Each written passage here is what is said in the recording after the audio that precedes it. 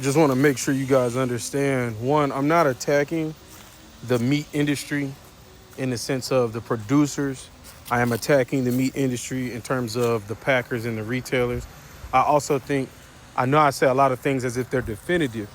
And while we do have evidence that shows a lot of the research that I'm kind of quoting is definitive or it is conclusive, that doesn't mean you have to do it, right? Like, I mean, there is a certain level of adjusting what you're doing to match your operation. There's a sense of making sure that what you see is best for your situation, best for what you want to produce.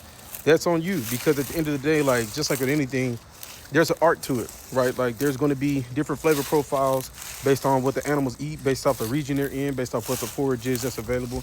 There's also going to be key differences based off of the environment that you're raising them in. So it's like, if you want super marble, like some people like Wagyu and some people don't. I'm not a fan of Wagyu, right?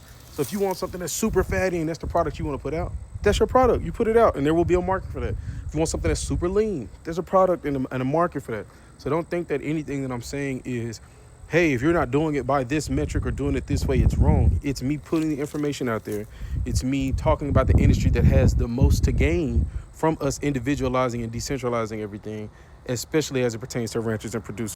There's not a lot for me to say in terms of vegetable growing and grain growing the regenerative way, other than don't use fertilizers and super high nitrate things on your farm, because those things have already been well researched, well put out, and there have been changes made for that, right? Like, and it's kind of one of those obvious things. We're putting poison on our fields, or we're putting poison in our greenhouses. So you can obviously see that there's a problem with that. But in the meat industry, because it's so monopolized and because it's such a difficult thing for people to do, it's easy for me to grow plants and vegetables. Everybody can have a small garden if they want to, right? That's a duh.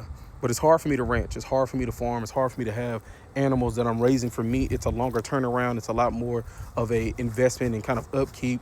So ultimately, I'm going after the place where I feel we have the most to gain, because we're not doing the things we need to do. So this is not an indictment on anybody that ranches, not an indictment on anybody that does any type of farming.